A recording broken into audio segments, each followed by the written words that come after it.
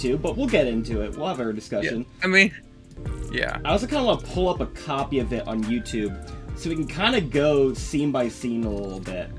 Because, I don't know, I'll consider it. Maybe I'll do it later. Can we even do that? Well, no, I don't want to, I'm not going to play the footage. I would just, like, have it, like, so I can, like, show for my own reference. Okay, so while we wait here, I've been thinking about, so the first movie you picked, the second movie I picked, this is the third one you picked. Mm-hmm. So should we just go by the format of each time the other person picks? I'm fine with that. Also, we need to, oh, there you are. I think we need to go to this area to the west, and then we need to get, like, heal like crazy, because my party's, like, fucking empty as shit. Also, we need to, like, get into a party again. Oh, we're not partying right now? Okay, yeah, friends, co-op.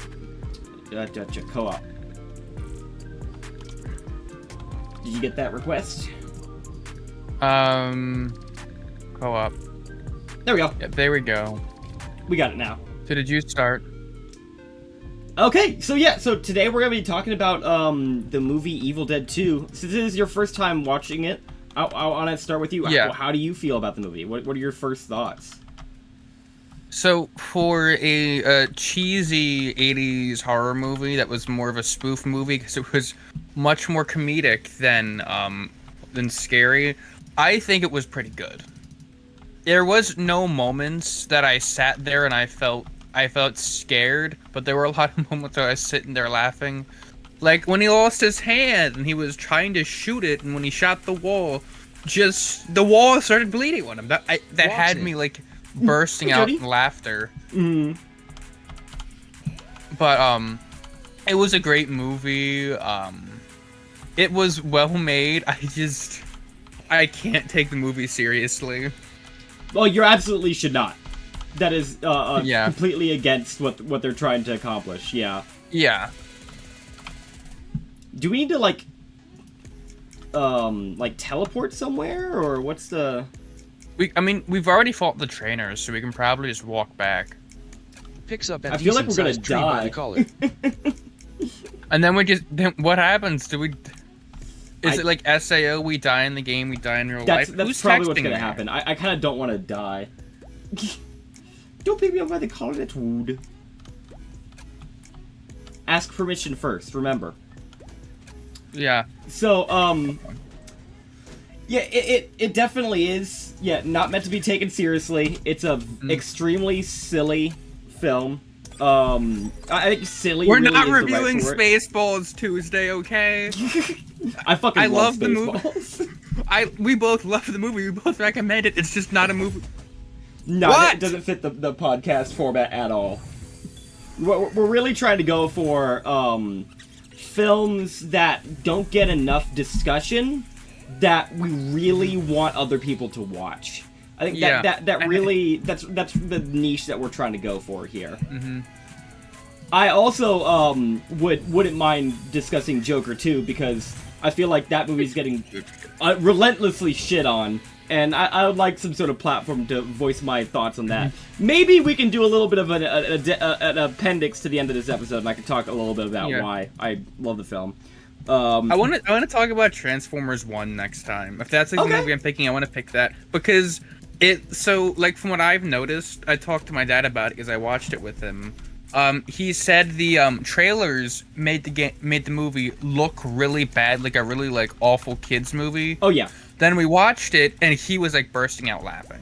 I feel like I have like a nose for things like this a little bit. Mm-hmm. Because I watch like animated films are my favorite genre.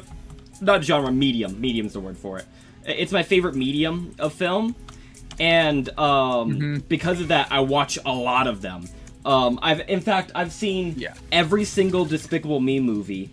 Except for the most recent one, and I did all of that watching within a single day.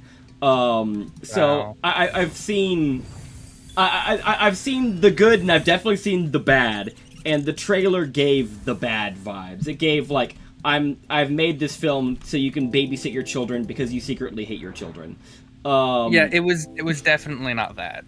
Yeah. But we should definitely get back on topic. Yes, absolutely. So, Evil Dead 2. So you like the hand scene where he like shot it out of the wall? I thought about it. Like I see like the hand crawling. Oh, that's an Addams Family reference right there. Like I just thought of what's the hand's name? Was it Cousin It? I think. Thing. I don't know.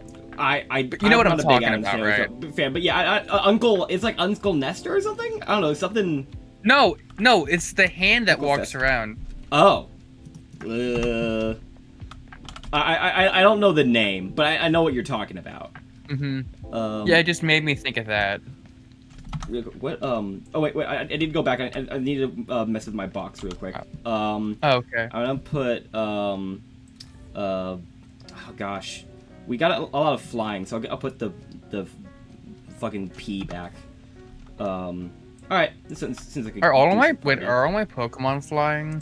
One of them's mental. I don't think mental equal flying. Yeah, that's not flying. I got a nature, flying, mental. Yeah. So I think we're chilling. We can just do some like farming, honestly. Yeah. But so you like the scene where he shot the hand out of the wall, and it just gently starts bleeding out, and then it like fucking like vomits out blood in his face. The idea of that is just hilarious, where it's like he's fighting his own hand. And then he shoots it, and then the wall just has its own period all over him. It's pretty disgusting, but it is quite hilarious. Especially, I think the best the comedic element there is the delay, the fact that it takes a bit. Like it is realistically just a little hand, and it just like gives him a fucking vortex of blood, and it's so fucking disturbing. But it's really hilarious. I quite love that little moment. So the film as a whole. What's your favorite scene? My favorite scene. Oh gosh. It's difficult to say. There's a lot to appreciate. I don't think it's the end, although the end is quite fantastic. Gosh, if I had to pick an individual scene in the movie, I'm probably going for the scene. It's also ham related, but my favorite scene is the scene where his hand gets possessed, right? And he that urges him to chop it off. And before he does that, there's a scene where the hand is possessed and he's fighting his own hand. And Bruce Campbell, which is the actor who plays Ash Williams in the movie, he just does this amazing physical performance where he's pretending like the hand is not a part of him, and he's just like thrashing around. His hand is picking up plates and smashing them against his head, and he's like overacting to high hell. There's a lot of overacting in this movie. Like all the women in the film, if there's like something mildly offbeat, they're just screaming like at the top of their lungs. You cut out. We didn't hear you. Oh, I don't know. I don't know if my mic will pick it up. Can I go like, No. Okay, yeah, it's probably not gonna pick up. But that just imagine me screaming at a very high pitch. I love how ridiculous the film is, and the thing is, it's coming out of the cult horror sort of genre. So this is like this is a time period where the only really acceptable horror is like Hitchcock, you know, like that's that in Stanley Kubrick. Like fucking Psycho. These are the socially accepted horror films. If you're making a horror movie that's not just a stage drama with a little bit of murder, then you're a fucking freak in society. That's the sort of like time period where we're at. And Evil Dead 1 was. Go ahead. I was just like, we had stuff like Friday the 13th and Halloween back then, but those are just slashers. I'm pretty sure that Evil Dead 2 is quite old of a film. Specifically, the first Evil Dead 1. Evil Dead 1, I think, predates the Friday the 13th franchise. So Evil Dead 1 was a very like a very niche cult horror film, And then Evil Dead 2 comes out, and you have I don't know why I picked your Ted. I accidentally clicked. That's all right. The Sam Raimi, the director of this film, as well as the original Spider-Man trilogy, he likes the more comedic aspects, and the first Evil Dead was shot literally over a single weekend for a budget of like 10,000, something around those lines. So it's an extremely cheap film, which is shocking with the amount of like crazy effects involved with it. It's actually like super professionally done. And when it came around to making the second film, he wanted the chance, now that he got a little bit more exposure as an artist, to really hone his craft. And he wanted to take another stab at his Evil Dead franchise. So the first like 20 minutes of Evil Dead 2 are just a straight up like a remake rush through of the entirety of the first Evil Dead movie. So everything up to the point where so he and his girlfriend, they go to the cabin, and she's dancing while he's playing the piano, and it's the most like melodramatic shit he's playing on there. It's like it's so like sappy, weird, and out of place that you would never honestly play in a romantic vacation, you know? Which is really silly. I love that aspect.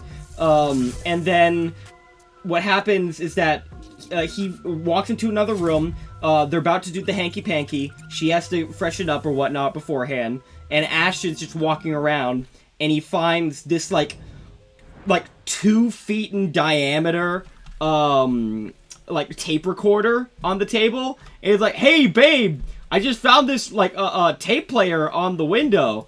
Do you wanna like what should I do?" And she says, "Oh, just see what's on it." And he plays it. And I'm pretty sure, because I rewatched the film this morning. I'd also watched a bit of it about a week ago, because when we were talking about it, I couldn't help but rewatch it. But on the tape, the professor is talking about he had located the Necronomicon, and how reading from the book will resurrect this ancient evil. So now let me read aloud a passage from the book. So literally what he says is, reading from this book will summon an ancient evil that will torment all of mankind, and proceeds to follow it up with immediately reading from the passage. Which is... Yeah, very, very smart. It's absolutely intentional. It's the goofiest shit. And after hearing all of that, Ash is just like, I just really want to hear the pronunciation of these phrases that I have no idea what mean. He doesn't know what the fuck this language is, because it's not English.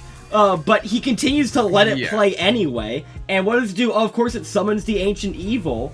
And it throughout the film, Sam Raimi uses this specific type of shot where he moves the camera forward, and then in post he speeds up the footage, so it seems like there's some sort of creature that is approaching our main characters at a very rapid pace in a very threatening manner.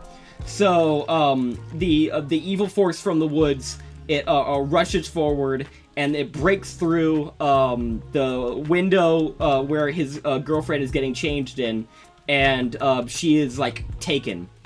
I'm pretty sure he walks outside at that point trying to find her, and then she attacks him, and Ash is knocked back onto the ground, and he has a shovel right next to him. She leaps into the air in slow motion, which gives Ash enough time to take that shovel and fucking decapitate her.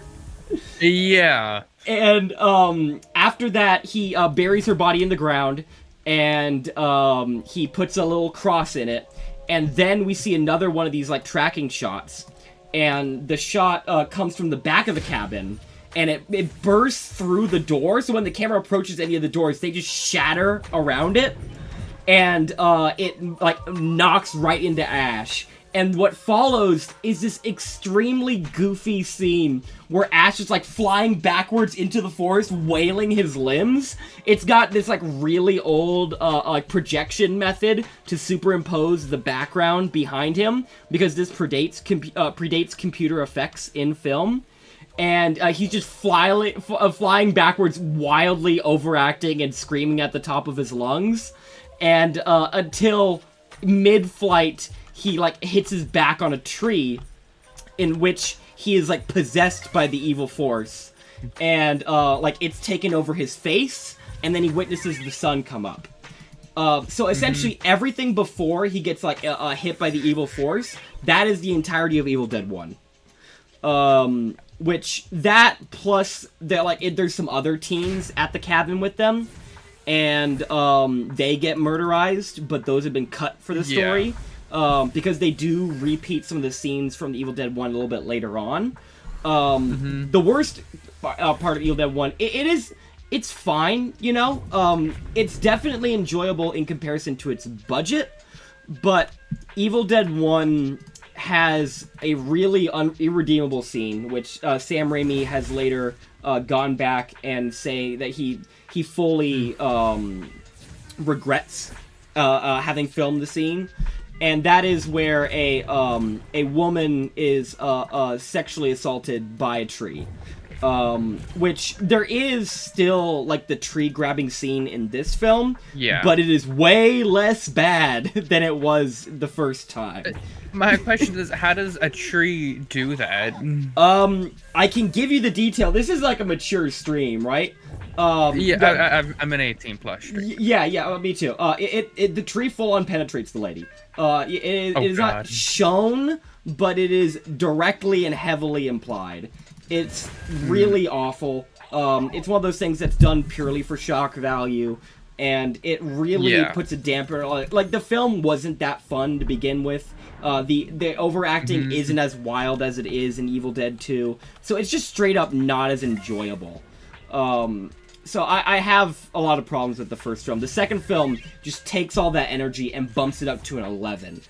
I feel so bad for Bruce Campbell, because he really never got that breakout from the Evil Dead franchise. He's an absolutely fantastic actor. He was great at he was a great actor. Yeah, he's damn funny. The way that he like talks in this movie is ridiculous. I think one of my favorite line deliveries is one of the first ones in the film, where he's talking to his girlfriend. He's like, you want to open up some champagne? And he's moving his jaw like 360 degrees while he's saying that. He's like, hey, while he's laughing. It's the silliest shit. It's so fucking funny to watch that man work. So every single bit of the film has the insanity, the comedy imbrued into it, which I completely adore. I am head over heels for Evil Dead 2. I was playing Picross this morning on the side while watching it, and just every like minute there was something that had me laughing out loud to myself. It's such a great time, and it's a great movie. It's aged beautifully. And one more thing I want to say before I want you to talk a little bit more about your experience with it is that the movie, it's really parodying a genre of film that wasn't mainstream at the time. Cabin horror was a very small sort of sect of filmmaking, and it did exist, but it wasn't really something that people widely sought or appreciated. So the fact that you have Evil Dead 2 coming out, which at the time, the most popular and recognizable cabin horror film, you had this movie coming out that works as a satire of cabin horror and helped to popularize it, is the funniest shit ever. The movie has aged like a fine wine, because after the movie came out, the things it's making fun of are now more relevant. So it's a beautiful thing where there's never been a better time in history to watch Evil Dead 2. So that means that everybody in chat go watch it right now. Yeah, you should absolutely watch Evil Dead 2. This is every movie that we cover on this podcast is a absolute recommendation. So I highly recommend that you go check this film out. You can rent it for like $5, or it's probably streaming on like one of those free movie services. What are those? Yo ho ho. Yeah, like there's ones like the Roku app has its free movies and everything. You know, it's something that I think the question marks mean you have to go out and do stuff and then come back, and the exclamation parts means you can do stuff. So I don't think we can do anything with this cabin yet. Yeah. So I absolutely recommend it. So why don't you pick a scene from the film you want to describe? Because this is just a sort of movie where just talking You want to about talk what about the happens. ending? Sure, we can talk about the ending. Yeah, we Okay. can start last and come first. Okay. So the ending was a trip.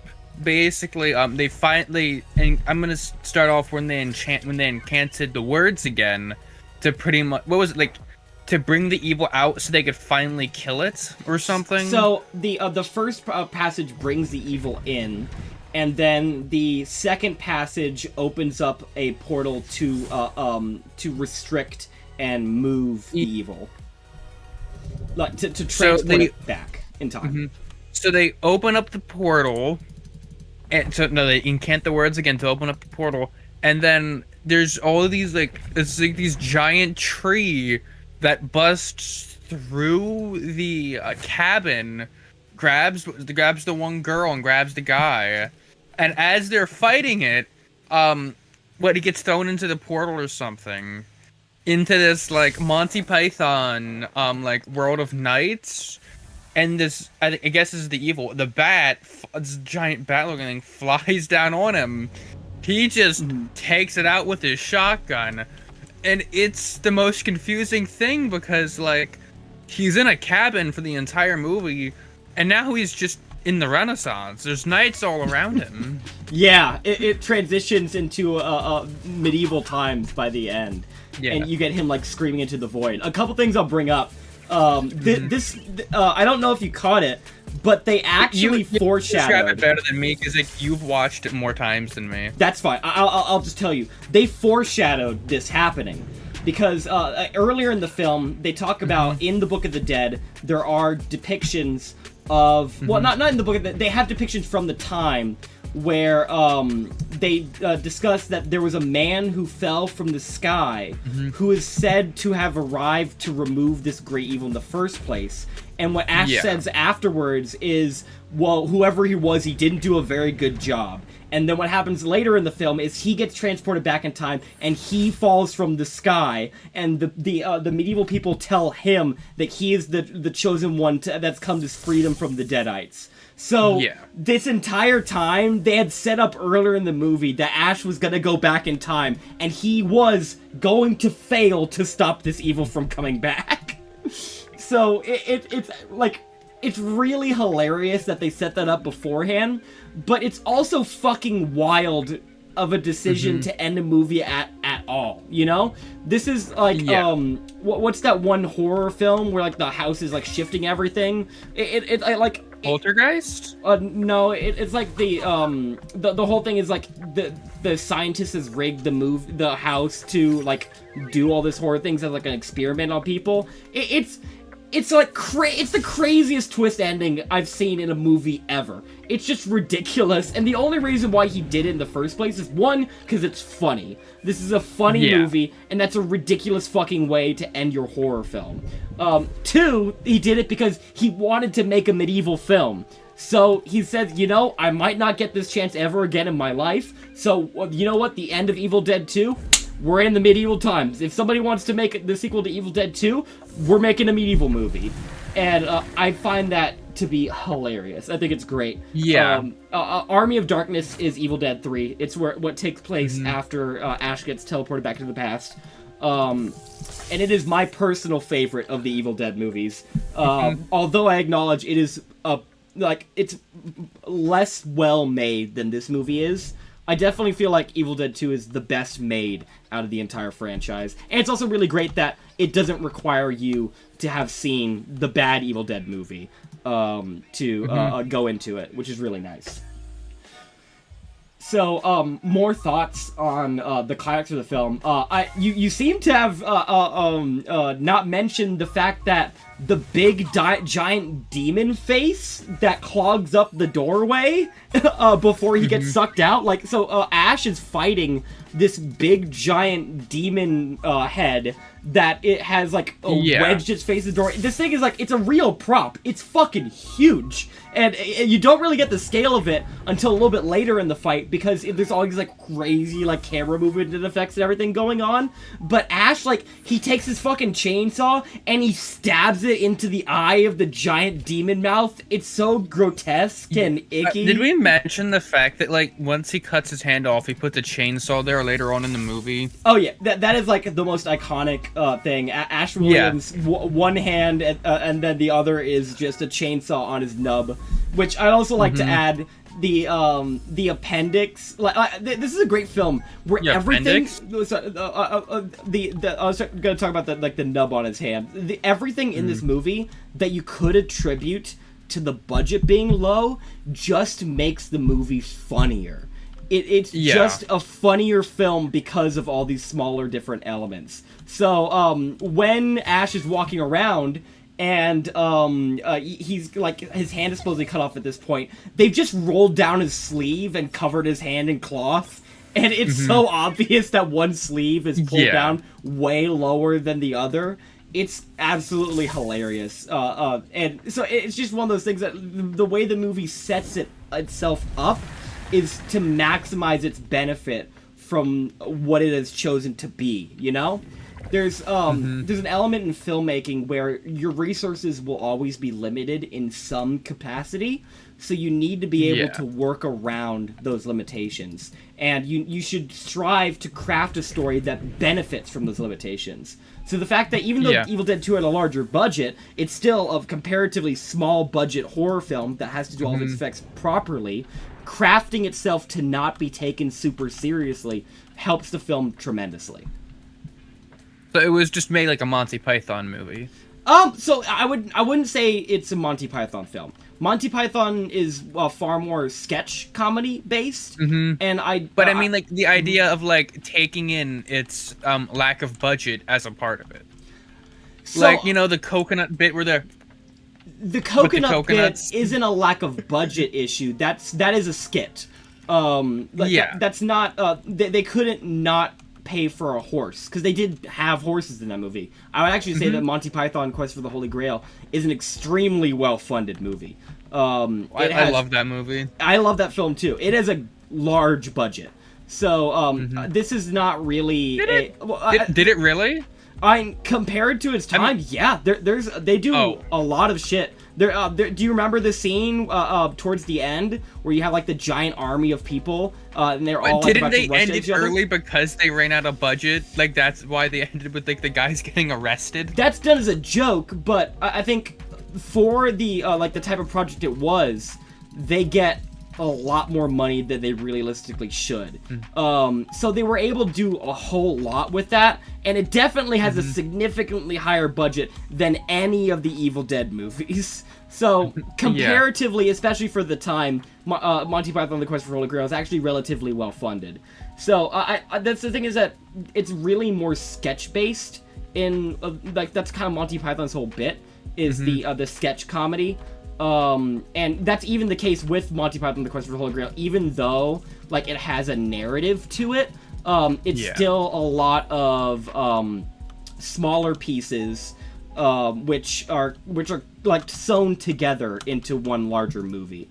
So like it's a lot of smaller sketches. The movie like splits paths so you could see the different sketches from different characters' points of view, etc., etc.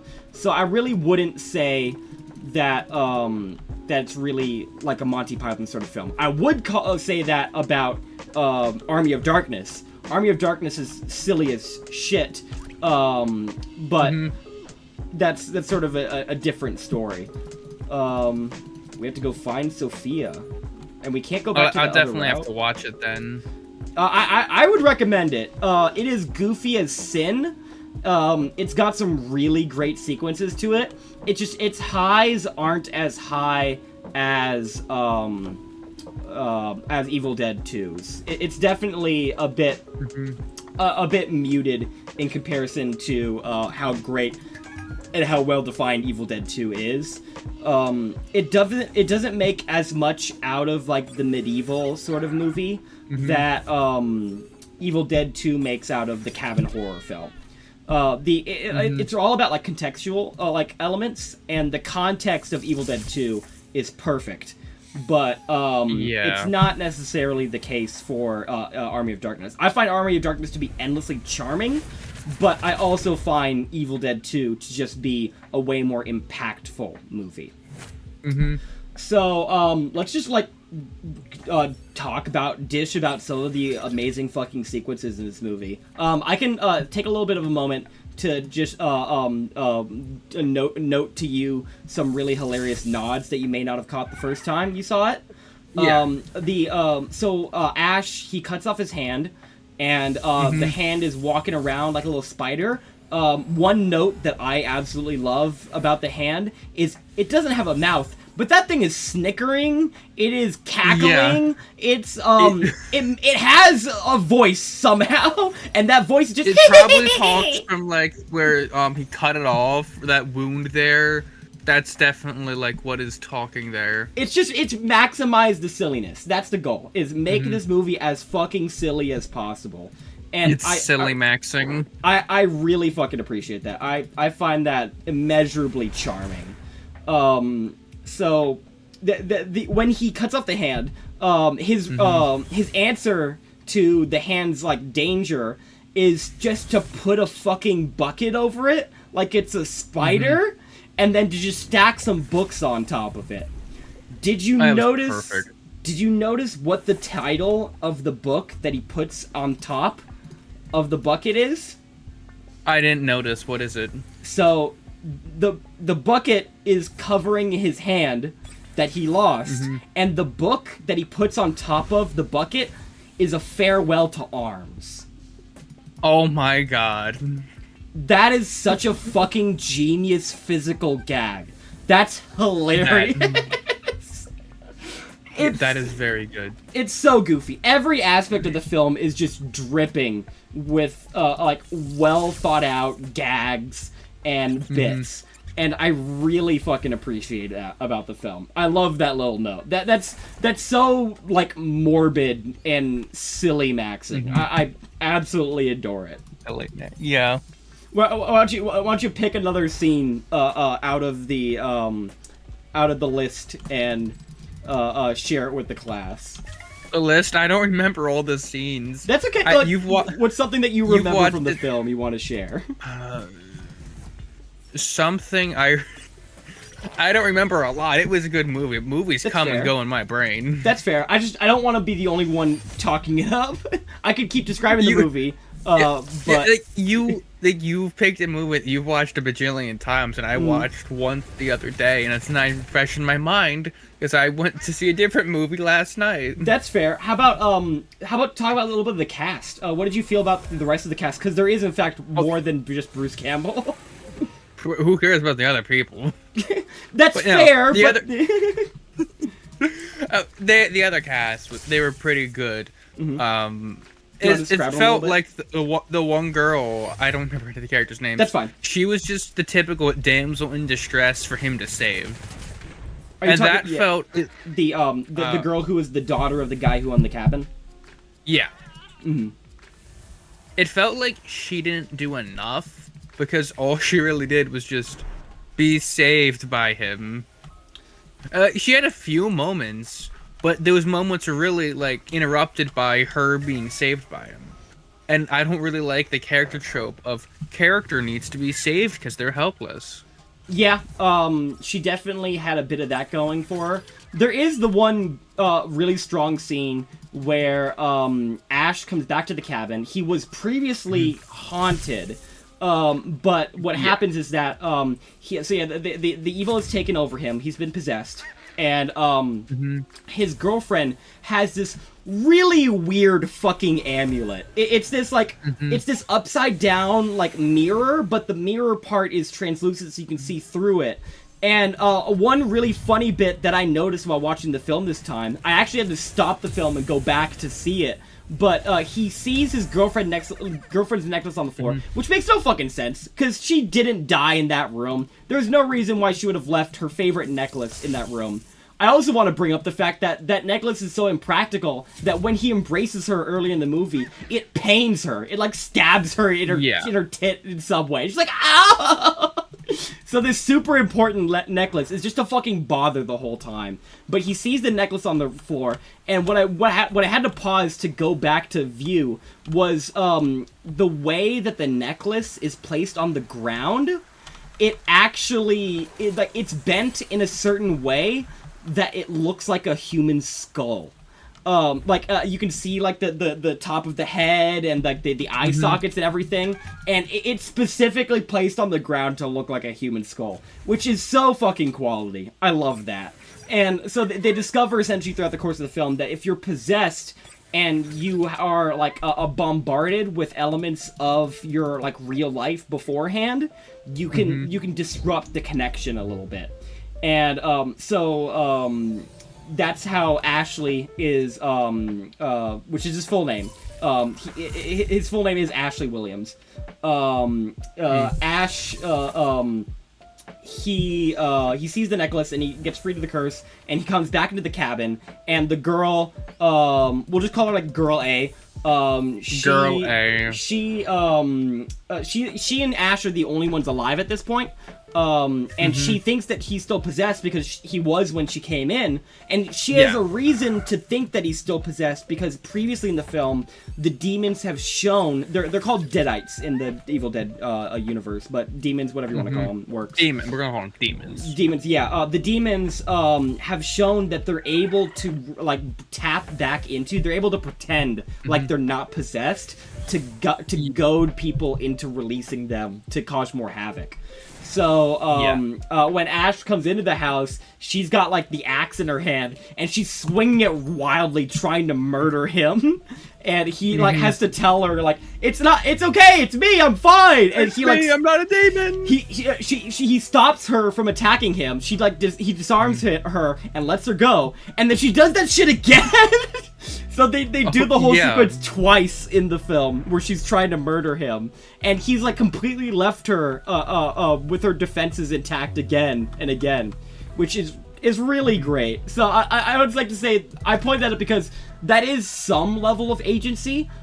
She also is an intrinsic part of their finishing off, like at the end, because only she can read the passages. She knows the weird cryptic language. And she's able to read those aloud, and that's what opens up the portal. And she does even, like, she's struggling with, she had, this, like, weird, like, bone blade shoved in her back, and, she's still able to read it, like, after, like, nearly, like, momentarily passing out. So, she does. I mean, like, if I'm stabbed, it doesn't stop me from being able to read. No, but she's, like, actively bleeding out. And that blade, I don't know if you remember, is fucking huge. It was. She definitely should have been dead a while back. And the characters in the movie, this is before the genre was very popular, and before a lot of modern medical science was known. So when the redneck dude gets stabbed, he's like, pull it out of me, but no, you should really leave it inside. You shouldn't. Yeah, which we know now, but wasn't as like popular information back then. You might think that the like university, like prep school kids might know something like that, but it doesn't fucking matter. So I all this to say that I think that she does have a little bit more agency than you're giving her credit for in this story. But yeah, a lot of it is the demons attack her, and then Ash has to stop the demons, you know? Yeah. By this point, he is the most experienced in the gang, quote unquote, to deal with the demons, and everybody else. Even the redneck guy is actually like real hindrance. So it's not just the women that are useless in the movie; it's everybody but Ash. Is kind of really the relationship here. Because what happens is, so redneck guy, there's actually like one I want to put this out, one normal joke in the movie. One joke that's not connected to some weird fucked up shit.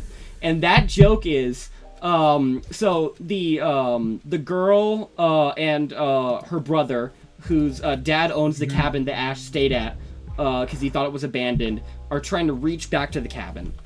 And there's this comical bridge between the two that goes over like a giant chasming river. And when the demons come out of the Necronomicon, because Ash was a super smart guy and let the audio play out, when that happens, the Deadites, they lift the bridge up, they tear it apart. It's like bent upwards, like the end of the fucking Matterhorn at Disney World. It's really comical. But they run into this like redneck guy and his girlfriend, who looks a lot like the girlfriend from from Back to the Future, the first movie. Do you remember Marty McFly's girlfriend? I can kind of see it. I think it's mostly the outfit and the fact that she's a brunette, but for some reason that connection is really strong to me. But anyway, the two of them offer to help the prep kids, and they're like, oh, you know what? There's a trail. Like Cletus, the redneck guy with the tooth missing. Cletus says like, oh, there's a trail that'll take us back to the cabin, which doesn't make any sense. Because if there's a body of water between you and the cabin, a river in particular, there's no way to cross that river aside from another bridge. Yeah. But what Cletus is told by the prep kids is that if we'll pay you to take our bags and stuff if you to take us up the river, the trail, as long as you carry our bags. And he looks in the back seat, and all he sees is like the framed pages that they got from Egypt or wherever, and like a little sack. He's like, sure. And then immediately it's followed by him having to carry these like 20 different hat boxes and shit. So that's like the one normal constructed joke in the whole movie is the subversion of expectations when it comes to what he's expecting to carry for them. Yeah. Which I like. I think it's just a really solid little piece of comedy. It's just nice to see something a bit normal in this bizarre, twisted fucking film. So, we can talk. Oh God, I just I sidelined you with that one. Oopsie. You did. I think it's better when Zappy Bits is on the right hand side because then he absorbs it and that he takes reduced damage. So I'll not use that move. What's another thing we can discuss? I think the next thing we should discuss is his girlfriend gets chopped up. He rediscovers the cabin after morning wakes. He spends most of the day just like asleep in a fucking nasty ass puddle. There's a lot of gross out in this movie. A lot of gross out. It is a very nasty looking movie overall. But he finds his way back to the cabin, and when the night starts back up, he boards up all the windows, and he's being tormented by the demons because it's night again, so they're active again. And what happens is that he looks outside, and the grave of his girlfriend that he dug the last night starts shifting around, and her body comes out of it, and she starts dancing around. And I had to like think about it for a second, but the song that she's dancing to is the same piano tune he was playing earlier.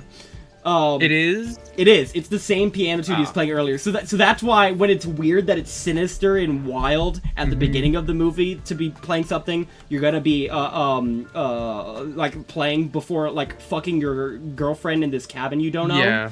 It is brought back up later in a much more creepy like setting, which I really enjoy. It just everything adds to the silliness of the film. It's just that well constructed.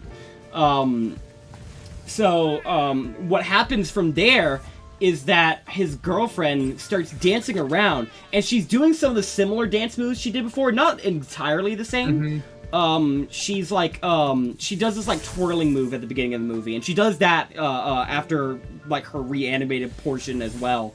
But she's doing this whole bit. She's like making gags out of the fact that she was decapitated, because she'll like twirl around, extend her right arm, and then her head will tumble down her arm, and she'll catch it with her hand. Which is just, it's so delightfully creepy. Ghoulish. Yeah, it's horrifying, but it's hilarious. It's just silly. And the one constant throughout the entirety of Evil Dead 2 is that the Deadites, their primary goal is to just fuck with you. That's their plan. Yeah. their entire goal is to just like make you want to kill yourself, because they're just tormenting you so much, you know? Yeah. We've seen earlier in the film that they are fully able, this like weird spirit force can just burst through doors. But for some reason the Deadites are like, nah, that's some unspoken boundary, you know? If we're gonna play the game, we're gonna win the game. And I think it is brought back up a little bit later, because the Deadites are talking about like when they've got Ashley and that girl A cornered. The Deadites are saying that like, we won. So it does seem like in the world of the movie as well, the Deadites are really like having their fun with this. You know, it does feel like that ancient sort of evil that has been lying dormant and just wants to have some fun fucking with people, which I could extraordinarily appreciate. What are some things you might want to discuss about the film? What were some things maybe you didn't like? Are there big moments of the film that didn't really connect with you? So, I liked the movie. It had me laughing a lot. I mean, like, the beginning scene where they're all lovey-dovey, I'm not a big fan of that kind of stuff in movies, but then, like, seeing later, like you mentioned, of like, her dancing to the tune, that kind of made it worth it. Because, like, a lot of times that's just put into movies to have that in, you know? Sure. It doesn't really, like, pay off in most movies, you know? In this movie, like you said, it paid off. Majority of our audience is straight white guys, so we should put some straight white women in there taking their tops off. Which, I'm about to say, wait, their audience or our audience? Their audience. Their audience. Our audience is not. You don't know that 100% for sure. But so that's a very like typical sort of thing in these sort of movies, and for a film that's so meta and so caught up in the tropes of like the cabin horror genre, it is nice that those things aren't entirely abandoned, you know? It still exists as an active member of that that genre, while not absolutely having to remove those elements. So everything that happens in the film, though, happens for a reason, to further the plot and allow them to do silly shit. One thing I would say, like, it's the sort of movie where if you are talking loud the entire time, and you're saying to yourself, if you see the potential for anything weird and fucked up to happen, give it 2 minutes, because that weird and fucked up thing is going to happen. A great example of it in the film is that there's a big-ass mirror in the living room of this cabin, for no damn reason. And Ash starts looking into it, and the first thing that pops into any right person's mind is, the him on the other side of that cabin is gonna, like, pull him through and, like, freak him out and shit. That happens like immediately. So it's not a film that thinks it's so smart that it needs to save these things for later. It's just it loads around to the chamber and then it unleashes it onto you, which I really appreciate. I think it's very refreshing. The movie is paced extraordinarily well. The scenes just they go back to back to back, and it's just big laugh after big laugh after big laugh, and it makes the movie such an enjoyable experience as a whole. That scene in particular is really funny. Essentially, he's telling himself in the mirror, "I'm not crazy," and then him from the other side like pulls him in. You're crazy. that effect is actually like really well done because there's no real camera trickery to it. It's just a guy that's dressed up as Ash on the other side, and they did physically double up the set on the other side of that mirror so it would look like a reflection. It's just like really well honed artistry that allowed that to happen in the first place. So the movie doesn't take itself seriously, but there's a lot to appreciate unironically about the filmmaking of it. It's no surprise that Sam Raimi went on to make such impactful films in his career, because he shows so much talent in this movie. When he pulls himself through the mirror, he's like, "I'm not crazy," and then the version from him from the other side, from the possession, is like, I'm not so sure about that. We chopped up our girlfriend with an axe. We're crazy," and he's like overhamming it and everything. He's just like playing it as goofy as possible. Yeah. And what happens afterwards is the part that really gets the laugh out of me from that scene, because like he like snaps out of it and he's looking at the mirror and the mirror is normal again, and he turns away and he does the funny shit of like snapping back around to look at the mirror to make sure it didn't change and not catch it, you know? That's so fucking funny. That's just, it's goofy, it's silly, it's such like a childish, immature movie, you know? It's like you're watching a middle schooler go through this experience. It's so enjoyable. I really appreciate the film for all of its silly elements. Yeah, there's a heal station like right up the road. This guy takes quadruple damage from my lightning bolt, so he's a goner. Oh my god. So we can talk a little bit about the subtitle of the film, Dead by Dawn, which is something that the Deadites say throughout the movie. And you had referenced Dead by Daylight. Dead by Dawn. Dead by Dawn. Oh yeah, like I just imagine like the names are just very similar. They are similar, but Evil Dead. Because you could say Dawn and Daylight could be used interchangeably. But I feel like it's really, it's the only movie to outwardly say that phrase, you know? Like, to outwardly say, like, where the monster says, "You're gonna be dead before the sun rises," you know? It takes that element very literally, where other films of a similar make might not. So I feel like there is some influence in the Dead by Daylight, like, naming, Evil Dead 2, because, it's just an extremely like recognizable film. It's very popular in the space and extremely influential. So it would make a lot of sense to me that the movie it influenced the naming of Dead by Daylight. I think that's absolutely a possibility. But it's more in like the concept of it. Also, the scene where that happens is like the prep boy brother. He's like possessed. I can't exactly remember how he gets possessed. I think he's like pulled through the window or something. And he's like levitating mid-air. The prosthetics they use for like the Deadite possession are so fucking amazing. It's just like horrific, like the it's all like pushed out of their faces because like you have to add like the prosthetics onto the skin to make it pop out. And it's just this horrifying, like, exterior skull sort of look that really gives the Deadites, like, a consistent vibe. So I guess I can talk a little bit about... stop me if you have anything you want to share, because I'd love to hear...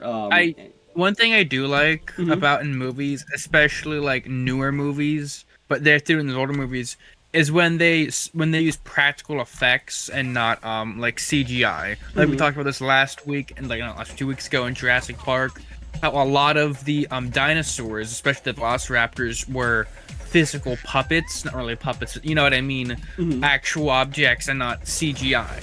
Because it was an older movie, they didn't have CGI. So them using like stuff like practical effects, that makes it so much cooler, at least to me. Yeah, I think you could still very much do a lot of modern films with practical effects, but it's just computer-generated imagery is just cheaper.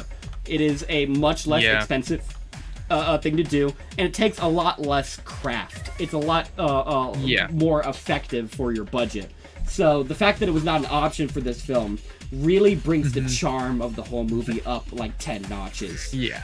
everything from like the intro sequence where you have the narrator talking about the Book of the Dead and everything, and it all flips, so you could tell it's like it's entirely done in stop motion, and the whole sequence where the writing in the blood of the book happens without a pen showing up or anything, that all done through stop motion, and the gorgeous art done on the Necronomicon. I mentioned that what you the Necronomicon with me somewhere. Yeah, I was gonna mention that your version of the Necronomicon specifically is the Evil Dead version, because although H.P. Lovecraft came up with the idea of the Necronomicon, that style, the visual of it, is Evil Dead's doing. This is definitely the one from Evil Dead. Although I knew it from Lovecraft, not from this movie before. Yeah, but it really popularized the Necronomicon a lot more. Did you ever play Poker Night 2, where Ash Williams is a competitor at the poker table? No, I haven't. I don't know how to play poker. That's fair. Poker Night 2 is a very enjoyable game. It actually got me to watch The Venture Brothers, where Brock Sampson is another card gamer at the Poker Night 2 table. Yeah. And he got me to watch that show, and that's my second favorite show of all time. So I have a lot to thank for Poker Night 2. Also, GLaDOS as the card dealer is a fantastic decision. Wait, she's the card dealer in Poker Night 2? She is. You should learn poker just so you can play that game. It's fantastic. Is it still on Steam? It is still on Steam. Yeah, absolutely. As I know, the first Poker Night, the one with Heavy from TF2, is not on Steam anymore. It isn't? Oh, really? Well, I still own Poker Night 2. But you should definitely give that a play. It's a fantastic game. And it's just fun to listen to the characters talk with each other. A lot of really talented voice actors working together. It's not on Steam. You can't buy it anymore? No, it's sad. Why is there a lot of crime. hentai games? Yeah, well, the poker and hentai games come together hand in hand. They're both pastimes loved by straight white men. But too bad neither of us are one of them. Yeah, that sucks. So anyway, the Ash from Poker Night 2 is specifically the Ash from Army of Darkness. In Army of Darkness, he crafts himself a medieval, what's the word called for a pet, like a fake hand, you know? He makes himself prosthetic. Prosthetic. He makes himself a knight prosthetic arm. Which the little touches for the prosthetics in these movies are fun. Like for Evil Dead 2, it's primarily the way that he turns on the chainsaw is the starter pulley. He's got a little strap on his shirt that he pulls against, which is totally improrgical because that would get caught all the time. But it's just badass, and also to bring apart. He forges the ability to shove his hand into the chainsaw in the shed, which is just where all the work is done in these movies. And Girl A follows him there. Do you remember what Ash says after he attaches the appendage to himself and he cuts the barrel off of the double barrel shotgun? It's chainsawing time. No, I don't remember. He says, I don't remember. The classic. This is I'm sharing with you all the iconic elements from this movie that have transcended the work. The word he says one word. It's groovy.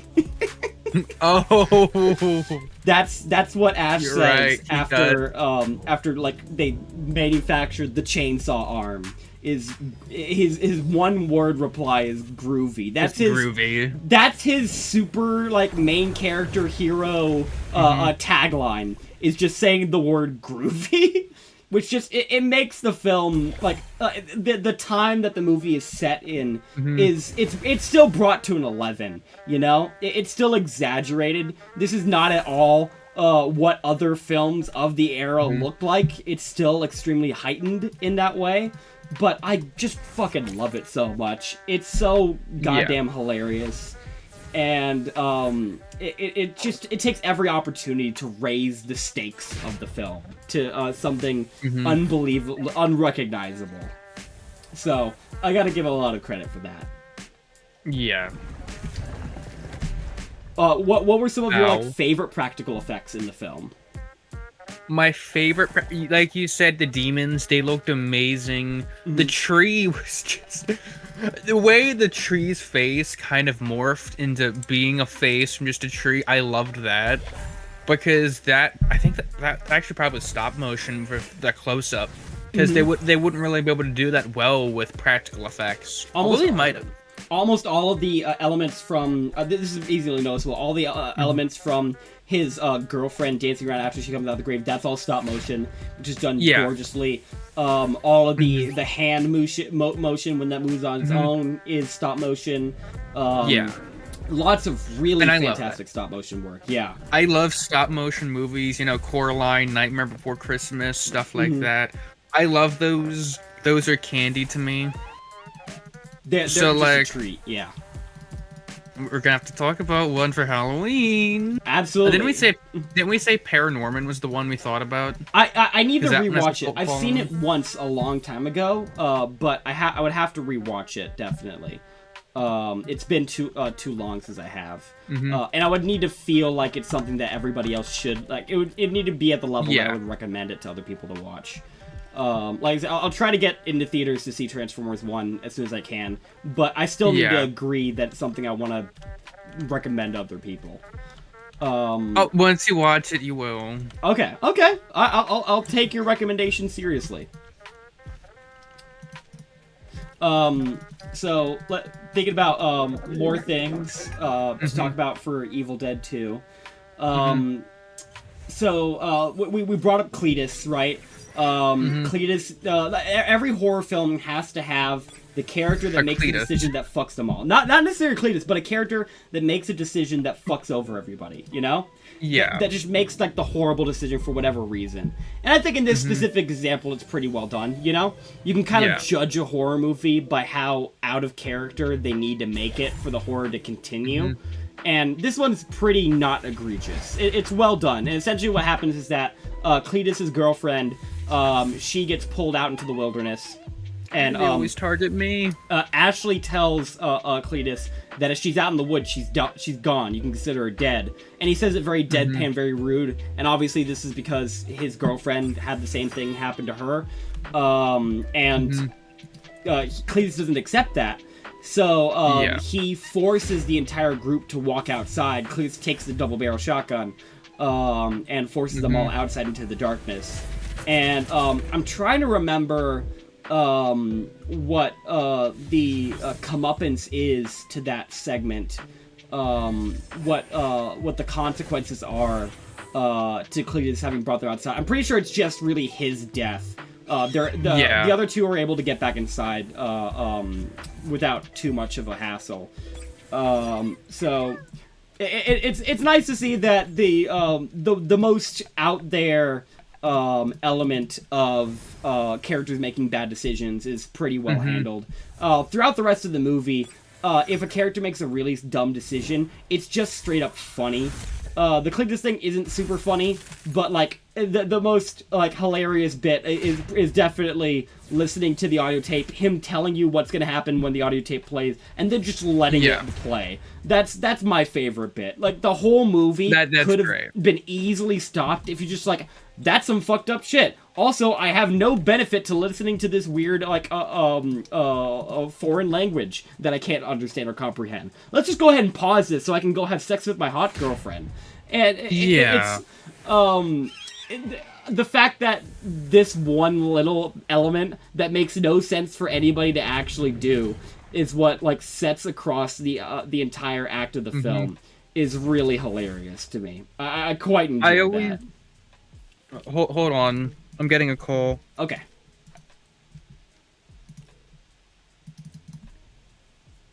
Ba-boop, ba-boop, ba-boop, ba-boop.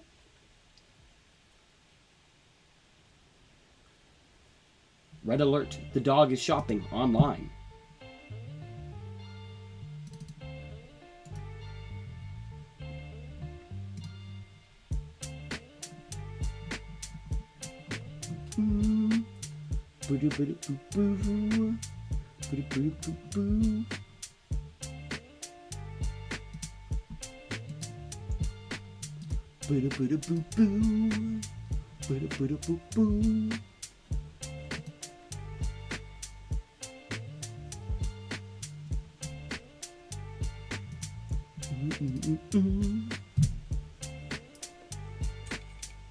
By return, that was my mom calling.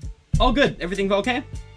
Oh yeah, no, she's a teacher. She's on like a week-long field trip with her students. Okay. And so she was just saying goodnight to me. Gotcha. It's not like I'm going to bed. Very nice. Very nice, Mom.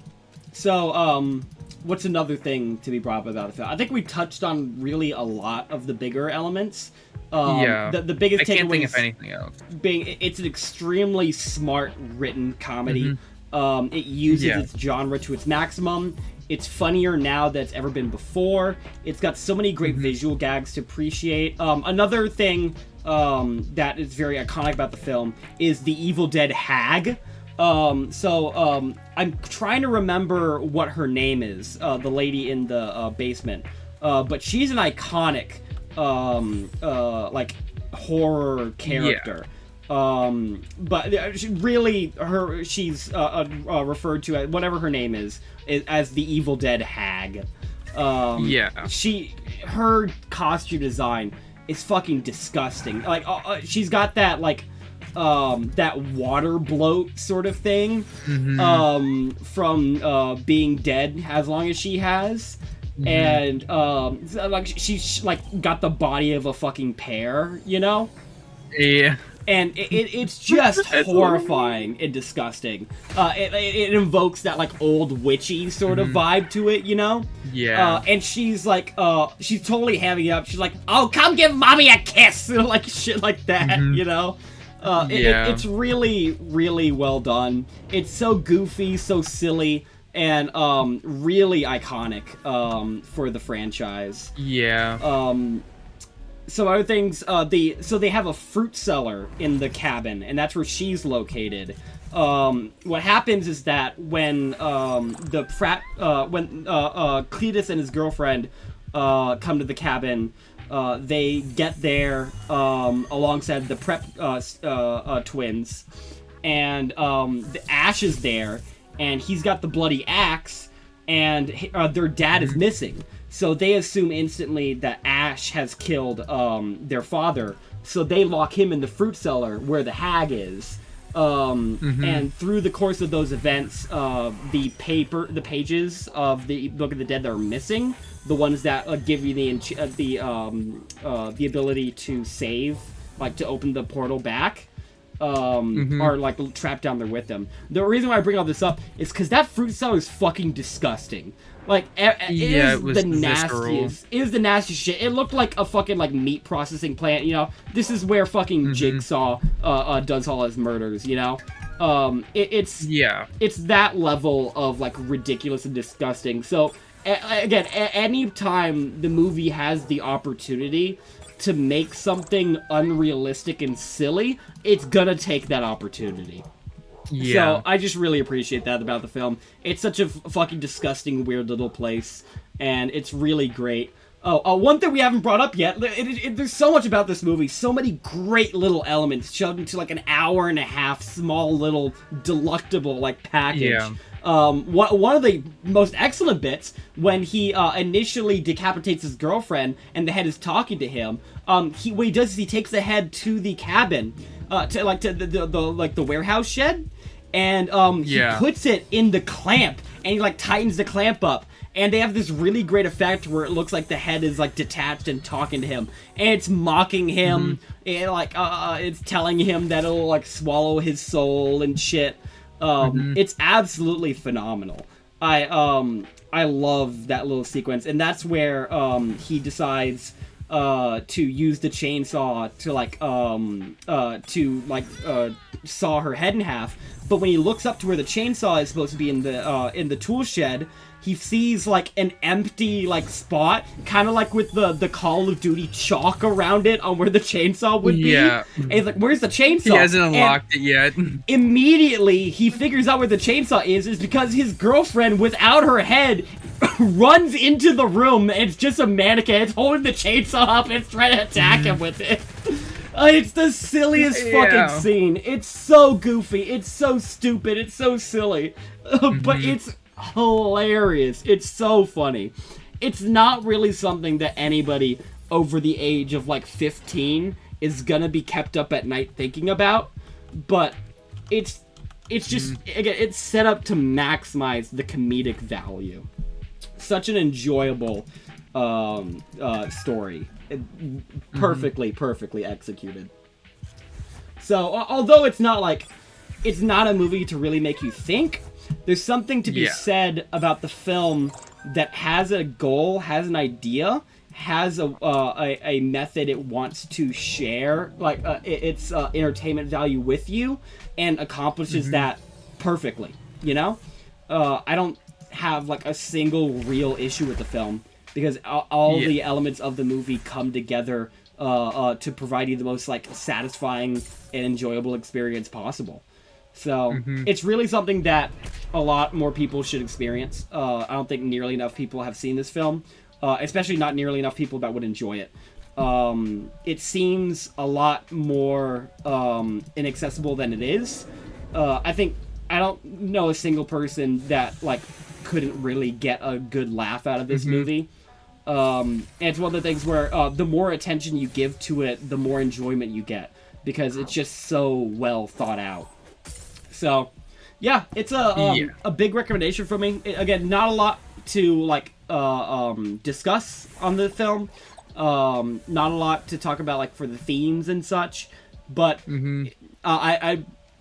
there's so much out there in terms of films to enjoy that we needed to at least have one that's just wildly entertaining, and doesn't have much to chew on outside of it, but it's just the funniest show in town, you know? So yeah, I absolutely recommend Evil Dead 2. I would too. If I had to give it a rating out of 10, goodness, it's really hard to think about, but I would probably go for somewhere around like an 8 out of 10, I think. Yeah, I can agree with that. That's an 8. Not all the dialogue in the film is super funny. I think especially Girl A is not very entertaining. Like, Cletus and his girlfriend do their work pretty well. Yeah, not entertaining or memorable. But the movie, if it slows down for 2 minutes. That's it. And it picks right back up immediately. So any problems that it has, it moves on pretty quickly. I guess you could say, like I talked about how it's not really super similar to Monty Python because it's all skit-based. You could argue that it's a bunch of horror skits, you know? You could argue that it's just like one silly horror thing after another. And I guess I could see that argument. I think that's perfectly valid. It's just like, it's very clippable. You could take a little bit out of this movie from anywhere and share it and have a fun time just laughing. I did share one clip in particular from Army of Darkness, the This Is My Boomstick that was scene. pretty good. This is my boomstick. That's so fucking iconic. It's amazing and hilarious. That was pretty funny. That is more of an outright comedy. But this one is just, it's such a great genre comedy. And you don't see a lot of that nowadays. So, gotta shout it out when you can. How about yourself? What are your thoughts overall on the film? Or some things you'd like to tie up? I'd definitely agree. It's an 8 out of 10. The dialogue is the dialogue could use some work. The visual effects I loved because that's one thing I love looking at in films. Like especially like not animated films, and I do like animated films a good bit. Like I said, especially stop motion because they can do a lot more. Because there's a lot of things you can do in animation that we people can't do, but they were able to do things really well for the time, the budget, and without like any like CGI stuff. I really liked it. Absolutely. So yeah, that's a big recommendation. Go check out Evil Dead 2. It's somewhere out there. Skip the first movie. There's no reason to watch it. This movie recaps that film and does a much better job. If anything, I would say watching Evil Dead 1 will decrease your enjoyment of Evil Dead 2 because there are some similar sequences, like the tree stuff does happen in this movie, but it's done so much better here. So it's the one-stop shop for your ghoulish overkill. I would say like the only modern trigger that maybe might not allow people to enjoy the film as much is the amount of like fluids in the film. There's a lot of bile, green blood, red blood, blood coming out of walls, blood coming out of people, unrealistic proportions of just like blood tsunami and gore. It's not really gore, but it's a lot of like just people getting covered in fluids, because that's both kind of scary and also hilarious. So it's a big recommendation. Gotta go check that out for yourself. All right, well, would you like to maybe discuss some things you want to talk about for next time, or can I go on my little bonus content addendum about Joker 2? Next time, we're gonna have Transformers 1 on the docket. Let's see what you think of the movie. I really think you'll enjoy it. Do you? I'll go see it, but do you not maybe want to hold off on that till after Spooky Month? It's your call. Your call. I'm just thinking, because, like, what would we do next week? Well, I've recommended a bunch of spooky movies. You're right. We should go back. We should definitely go back. Yeah. So I've got a couple on docket I could recommend. We haven't done an unironically scary, horrifying film. And I've got one that I like that merges that with sci-fi, which is one of my favorite genres, as well as Natalie Portman, which is another one of my favorite genres. That would be Annihilation. That's a fantastic fucking movie. So if you want, we can potentially put Annihilation on the docket. But I will go check out Transformers 1. And if I feel like it's something like strong enough that I really want to recommend, then it's timely. So I think the timeliness subsides the spooky month of it all.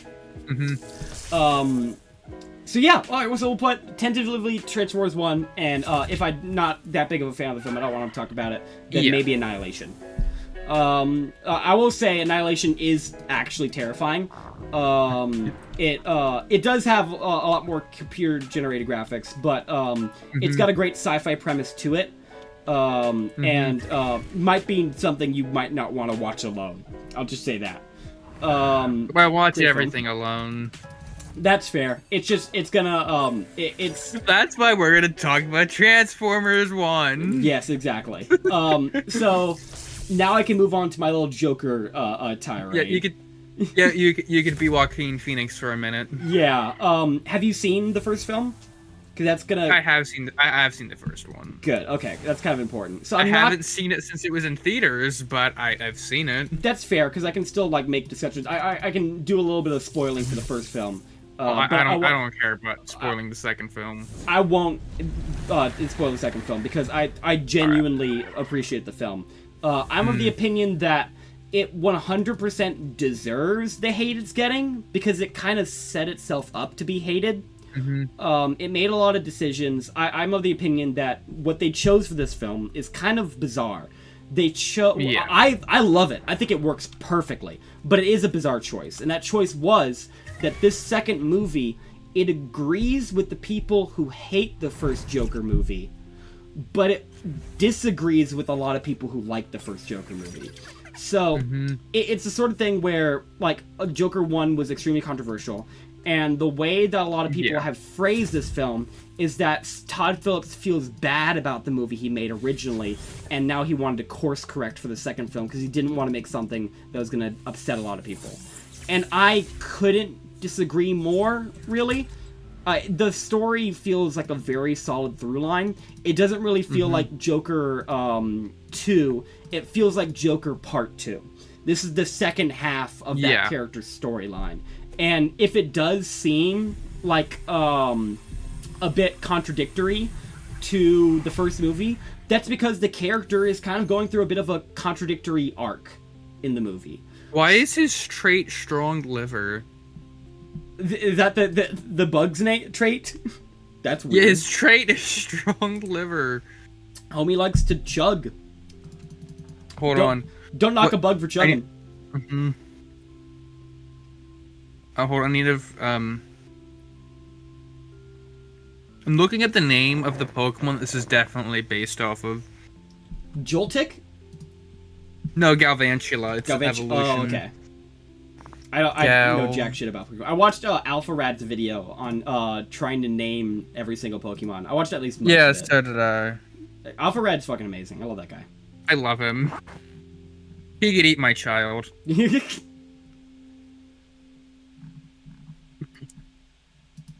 So, it is that sort of thing where it does feel like the arcs are kind of like opposite to each other, but honestly, I feel that's a happy conclusion for the character. So when I say, I'll spoil some thematic elements, but the plot I'll let you see for yourself.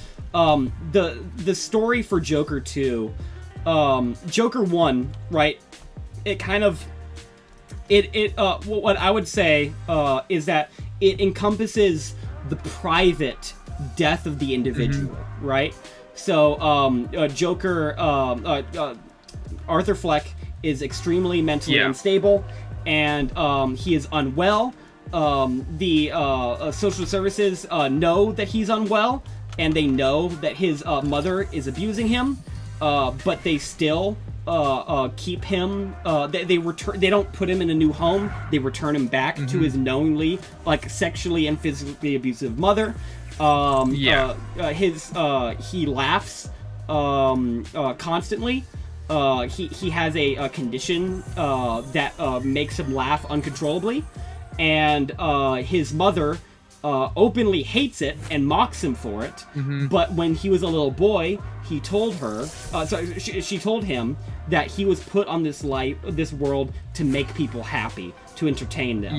So he dedicates his life to doing that in the best capacity he can, which is by being a street clown, and by like putting his heart and soul into making people happy in this very like recognizable like format. And what happens is that he gets the shit kicked out of him by some random thugs. When he tries to, like, I think they're like trying to like steal a purse, and he later learns that part of his whole backstory is that like Thomas Wayne is maybe his father. That's what his mother tells him. And he pursues that, and Thomas Wayne beats the shit out of him, and one of his coworkers bullies him. He gets bullied by some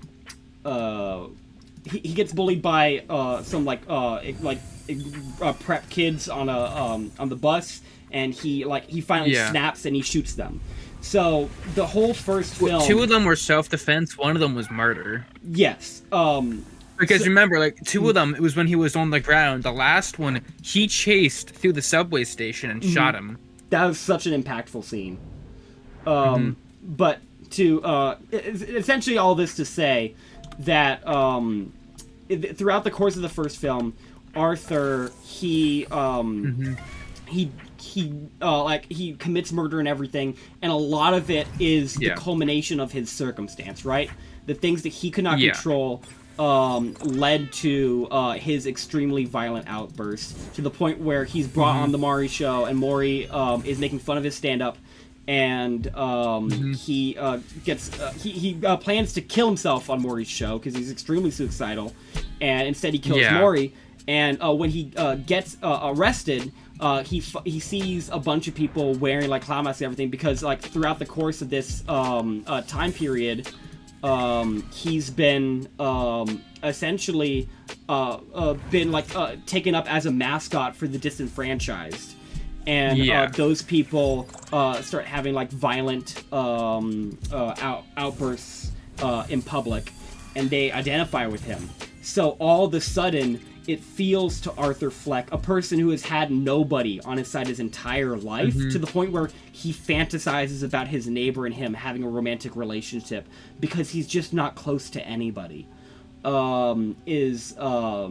He finally feels encompassed by the rest of the world. He feels understood by them through this Joker lens. So the course of the first film is him accepting and appreciating this sort of like title head as the Joker, because it makes him feel like he's closer to the rest of the world. But throughout the course of the sequel, it's kind of the opposite sort of situation, right? Where's the first movie gonna go besides the rest of the world is has a super fine like point of like observation onto Arthur and his life, his sentencing, his court case is all going to be extremely public, and this Joker personification, is that really who Arthur is? And a lot of when I say that Joker 2 kind of agrees with a lot of people who hated the first film, a lot of people's hate of the first film is that this is not the origin story to the Joker that everybody knows. Arthur Fleck is not Joker. Arthur Fleck is a victim of circumstance who was unable to control himself anymore, and kind of rightfully so, right? His frustration is justified, but his actions are not. And that's the sort of predicament with Arthur Fleck early in his life. So what's to come out of that, aside from the sequel being about a 2.5-hour identity crisis? It is feature length, baby. The whole movie is extremely public. Like I said, my thought is that the first film, it's a very private identity crisis, where his personality, his individuality is challenged by the rest of the world, because the rest of the world doesn't give a fuck about him. And the sequel is the same thing, but public. Now, everybody knows who Joker is, but still, nobody gives a fuck about who Arthur Fleck is. And that's what's so tragic about it, is that it's very obvious that people are now very interested in who Joker is, because it's extremely influential. It's a cultural touchstone now, this violent man. But still, nobody really cares about the individual. So the Arthur Fleck dies a second time in this film. He died the first time in the first movie when everybody ignored him because of how insignificant he is to society. And it happens a second time in this movie, where everybody pays attention to Joker, but nobody pays attention to Arthur Fleck. So it's I really appreciate that about the movie. It does set itself up to be hated, right? Because now you have a bunch of people who watched the first film and are like, Arthur Fleck is a perfect Joker. This is actually a really great setup for him to be this like supervillain. But it's not, right? He's mentally ill. The man just wants somebody to care about him.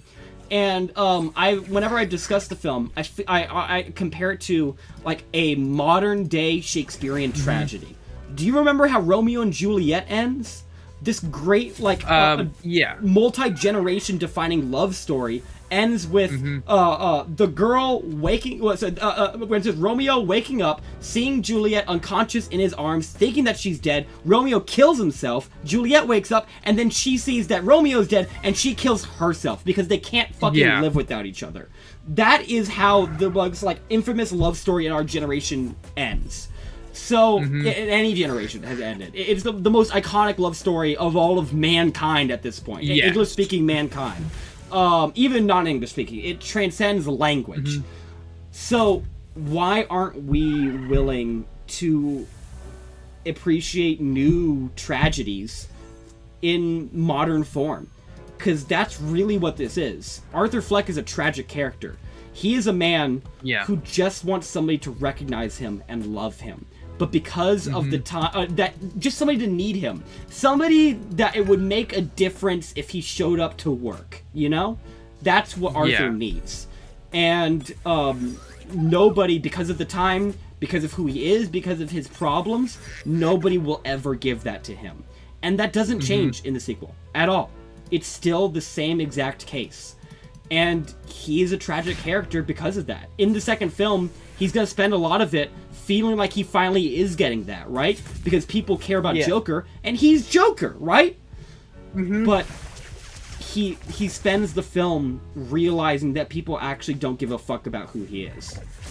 And that tragic sort of character tale that is what this is. That's why I feel like it's a part 1, part 2, because you get this character, their tragic flaw being that they are doomed to be unappreciated, and that's the one thing that they want in this world. The one thing they want is to be needed by somebody who isn't their abuser. And throughout the entirety of the second film, he feels for a moment like he has it, but then it gets ripped away from him. So that's why I really appreciate what Joker 2 provides. I feel it tells this extremely strong, tragic story about this character. It's extremely poignant. It talks about, comments on how we treat people, how we other people. This film in particular, it talks a bit about like cults of identity. How we are so willing to get behind a person we think we know super well, and how dangerous that can be, how dangerous we can be to each other when we allow ourselves to believe that this individual is like bigger than the average man, you know, when we give them a heightened sense of importance. And other things I could mention about it. I also feel like there's some interesting elements with Joker 2 specifically, where it touches on the cycle of fame, right? Because Joker's now a very famous figure in the public eye, and how if he's not there to do that, then the void is now there's a void that needs to be filled, and that's definitely felt in the film. And I feel like that's something that a lot of people who are maybe a bit higher in the modern caste system could relate to, which is like that element to virality. So the movie takes place in like the 1980s, but it's still extremely relevant in these ways. So I really appreciate that about the movie too. A lot of people's complaints, people don't like musicals. Majority of people don't like musicals. I don't mind musicals. I like them when they're done well. Yeah, I wouldn't really call Joker 2 a musical. I would say it has a decent bit of music in it, but it makes up like a third of the movie or less. And what I love about the movie in this film, the music doesn't forward the plot, but the music allows you to get really intimate with Arthur as a person. So the first movie is still a bit detached, even though he's our main character. But you get to in this film, all the music is his like internal dialogue. It's it's his. You get to see a visualization of his fantasies in a much better way than the first one. One of my biggest complaint with the first one, it's not even one of my biggest complaint, is the way they handled the arc with Zazie Beetz' character. And Zazie Beetz' character, she was his neighbor who lived like across, and he fantasized having a relationship with her. And then the movie like shows us like when he figures out that all that was a fantasy, he was like lying to himself about that. They do a whole like flashback of all the scenes before, but her not being there. And that's super cornily done. I don't like it at all. Yeah. Luckily, in the second film, they have an understanding where you know that not everything Joker sees is real, and most of that manifests in this music. It turns out Joker is a very theatrical person. You could get that off of him from the first film. He loves music. He likes to dance, and so the theatrics and everything are something that he's closely in touch with. So in this film, you get to get really up close and personal with him and his internal dialogue, and the way that takes form is through the music of it. And it's actually introduced in the story, elements of music. He goes to like a music therapy class in the story. Yeah. And didn't we wait to talk about this till like we have an episode on the movie? I probably, but you're absolutely right. I care so much about the movie, and it's got a 30% on Rotten Tomatoes critics and audience score. I think I've said most of my piece about it. We should probably go back to heal. I've said most of my piece on it. Don't we have the healing item that like heals our whole squad? Yes, but I don't want to use it. How about Chobo? I don't care if it comes back. Oh, Tim S's file? Okay, I use it. So we probably should do a full episode on it, because there's so much more to discuss than this. But I just want to say that I hope I hope that this movie, like 5-10 years down the line, maybe gets the appreciation it deserves. It's a much better movie than the public is giving it credit for. It is not well seated to be liked because it's another slap in the face to superhero fans. All the superhero characters in this movie, they're just a name alone. It's just adding a tag to this person's name and having that character play the part that they need to be in Arthur's story. I mean, personally, like as a fan of like DC Comics, I like it. Like Arthur Fleck would make a very not good Joker in a Batman story, but him being in a Joker story makes him perfect. Yeah, because Joker's whole character in Batman is Batman's antithesis. He's a genius man who his entire goal is to just mess with Batman, have some fun. That is not who Arthur Fleck is. So he would, like, to a comic book standard, he would not make a good Joker, but as a standalone character, he's perfect. Yeah, exactly. Arthur Fleck is Arthur Fleck. Arthur Fleck is not Joker. And I think when you realize that, when you accept that, and you want to watch the movie that they made, right? That you want to... Like, why would you go into a movie knowing you don't want to watch it, you don't want to like it, and then end up not liking it? You know that Arthur Fleck's internal monologue through this film is done through music, and you know that that's a representation of his individuality, and you know that this is not exactly a Joker origin story in any way, shape, or form. That this is a continuation of his character from the first film, and he is a tragic character, and things will not go well for him just because of who he is and when he is. So, yeah, I just feel super passionate about this because I'm saddened by the amount of hate that the film is getting. It definitely isn't commercially a big fuck up. This was a big mistake from a financial standpoint, but it doesn't deserve this reputation forever. I think that's my stance on it. It deserves to have a lot more people give it another chance later down the line, because it does tell Arthur Fleck's story extremely well. The Joker elements, it is simply a coat of paint on a extremely sad story that I feel needed to be shared. So, yeah. Thank you for allowing me to give my additional rant on Joker 2. I really care about that movie. Yeah. I think it's extremely We will solid. talk about it in the future. Yes, absolutely. So you go check that out too. That's your job now. I'll go see Transformers 1. You go watch Joker 2. And see it in IMAX if you can. Yes, exactly. I don't know if I'll be able to see it in IMAX, but if I can, I will. Yeah, it plays well to IMAX because the aspect ratio changes a lot, but it changes with intention. It's an intentional choice on when the aspect ratio changes. And one of those aspect ratios is the IMAX format. So it's best seen in IMAX. You don't. Other than that, I wouldn't say it's really IMAX necessary, but it is filmed for IMAX, even though the entire thing isn't in an IMAX aspect ratio. So I've said my piece. Yeah. Thank you for listening to my TED Talk on why you should like the movie that everybody hates.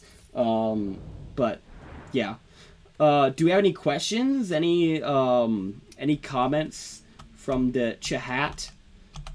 Chatters, have any questions, comments, concerns, recommendations? If you don't, I got one recommendation, which was Spaceballs, so we're gonna have to do that during Christmas. Why Christmas? I don't know. My favorite Christmas It's the best movie. Christmas. I don't know why he said Christmas. It's a solid movie. I like Spaceballs. It has not aged very well. It has not aged well. It's not aged well, but I still love it. Yeah, I'll consider it.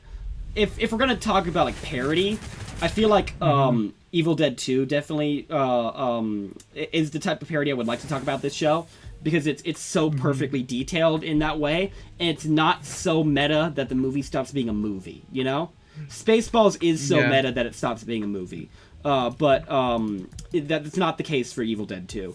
So I'll consider it, but it would have to take a very solid rewatch in order for that to happen.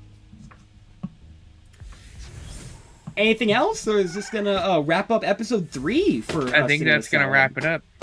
Well, that was a very fun time. Thanks for talking with me.